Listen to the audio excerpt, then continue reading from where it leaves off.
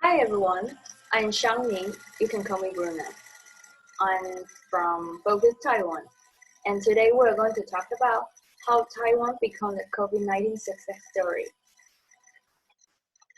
There are four parts I want to share with you guys today: facts about and the result about COVID-19 in Taiwan, and later Taiwan's response to COVID-19. And the third part is our challenge, our expectation to future, and the last part is a conclusion and question. Facts and results. Taiwan was expected to have the second highest number of cases of coronavirus. But why? Because we are near to China. Taiwan is only 81 miles off the coast of mainland China. So, but in the reality, actually, Taiwan is doing a really good job.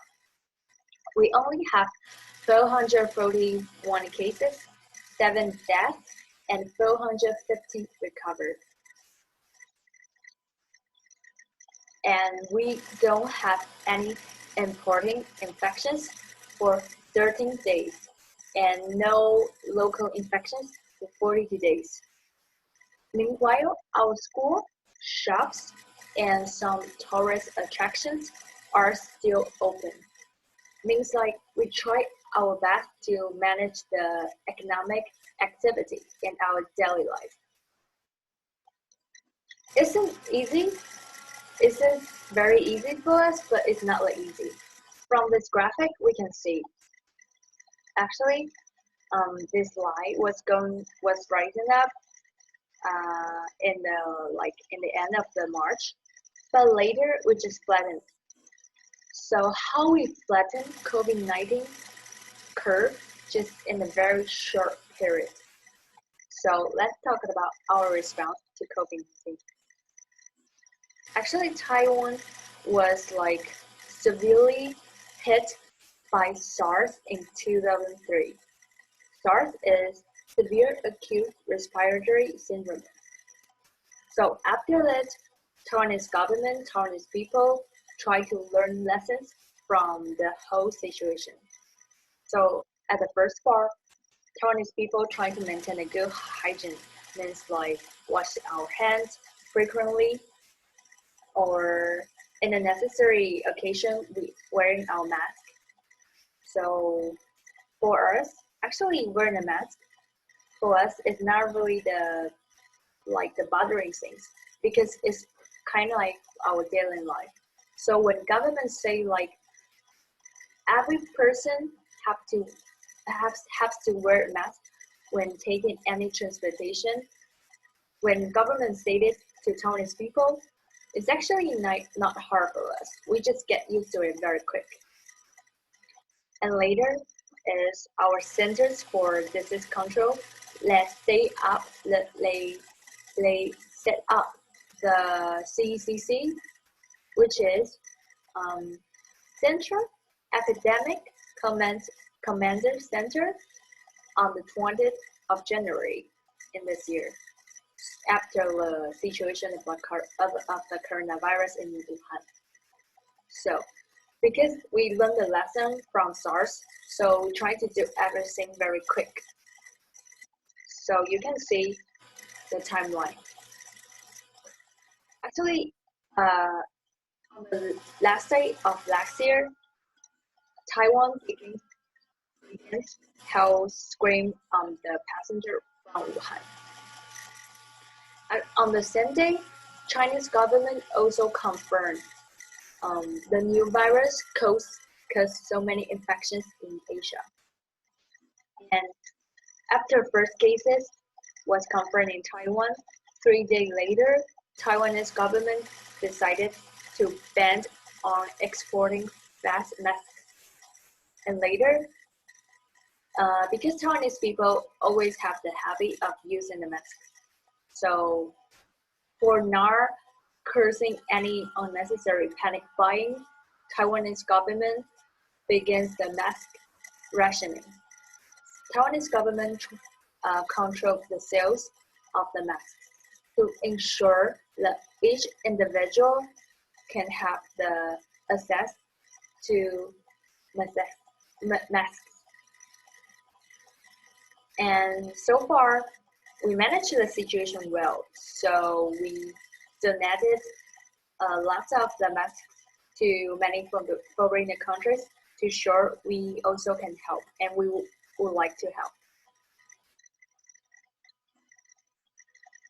So speaking of our public spaces policies, Taiwan, um, there are so many shops, and they take or any like public spaces actually take their measure very quick after the cases of after first cases in Taiwan or before the first case in Taiwan, like mandatory temperature checks, mandatory cell isolation, mandatory quarantine, and the people should follow the policy in their daily life because they want to contain the best situation, the best possibility for all of for the safety of people. And we also extended our winter break.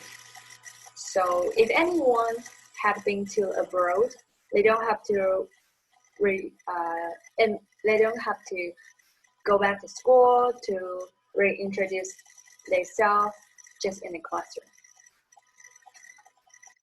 And later, Taiwanese government also managed the specific masks produced factory to produce a great amount of masks to make sure the supply for the whole society.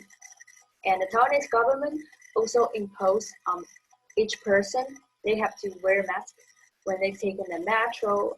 In Taiwan we call it metro, and when taking the subway, train, or high-speed train or buses.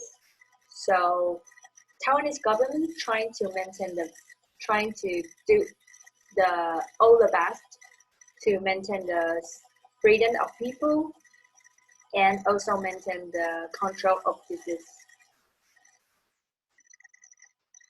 Another part is technology plays a very important role to our daily life. Taiwanese officials, they use humor and factual environments to spread the right information and to also counter the spread of disinformation. So in this way, people can receive the good message from government and in a very easy way. And Taiwanese government also built a platform to show how many masks in the pharmacies. So we just have to check on internet. We don't have to going out to ask ourselves to the pharmacy like how many masks do you have, or do you still have masks? Do you still have masks? We just have to check online, and that's it. And we also have our ordering system, so we can buy our masks online without too much effort. So all the technology exists for the convenience of the people to fight the coronavirus. And in the other part, governments trying to do their best to spread the good, right, correct information to the people and to make the people to follow the right policy. And the people also are willing to cooperate with government.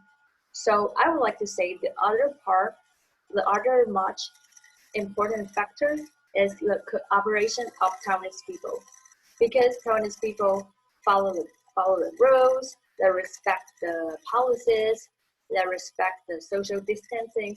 So we don't have any severe like community infections. So we can see normally the cases were gathering in the north of Taiwan. but we don't have any severe community infections. Because due to all the efforts of each Taiwanese people and the government and any hospital staff and hospital staff and doctor, nurses, and any Taiwanese people and any people who live in Taiwan. So later, I'm going to share about challenges and expectations. After our hard work, I would like to say there's the one truth we cannot deny is we are not a member of WHO. Actually, Taiwan attended to WHO before as an identity of the observer. But recently, because of the some political situations, Taiwan is no longer allowed to attend the WHO or WHA. Why? Because Taiwan is always claimed by China as its territory. Beijing government always trying to block Taiwan from participating any international organizations or any communications. So there's a big obstacle for us. So during this coronavirus situation, Taiwan, we have to make our decisions independently without any further assistance, help, or guidance from WHO. But we don't feel frustrated. We just try our best to share our experience to a people, to another country, to tell them we are also helping.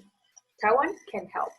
So Taiwan, we donate a lot of masks or any hygienic product to another countries. And another point is Taiwan is trying to reach some cooperative agreement with another country. For example, Taiwan and Czech Republic later inked a deal on the collaboration. For example, about the development of the testing and any experience of the healthy care, or we also have to share about the information about the virus response. So although we are not a part of the officially of any of the WHO, or we are not allowed to join WHA, Taiwan is still trying to show our contribution to this world. Taiwan is trying to unite what we have, what we do to this world. Taiwan is endeavoring to show the world that Taiwan can also help, and Taiwan is helping to stand together with every country together to fight the coronavirus. So later, so I'm going to conclude what I talked about today. So the conclusions: how Taiwan made a good success to fight the coronavirus.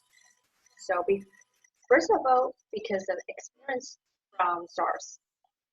This one is a very significant motivator for us to build our contingency mechanism. And the rest of the part is the people. We also have the good habits of hygiene, and the government trying to push the mask policies to reduce any unnecessary panic buying and any unnecessary anxiety. And the other part is because from the collective memory of SARS, people already have the crisis awareness. So we try our best to respect the policy, and meanwhile, we also take care of our safety, and the safety of others. And the last but not the least part is because government trying to spread the right information to people. They try to use any type of technology, any social media, or any means to express, to send the right, correct message to the people, to make the people can follow the right policy. So I guess this is all I want to say today. And that's all. This all my presentation. So if you have any further questions, you can ask me directly. And you can also write me an email and add me WhatsApp. So I look forward to hear from you. Okay? So hope to see you guys next time, and to be safe and to stay home and have a good life. Okay? So see you next time. Bye bye.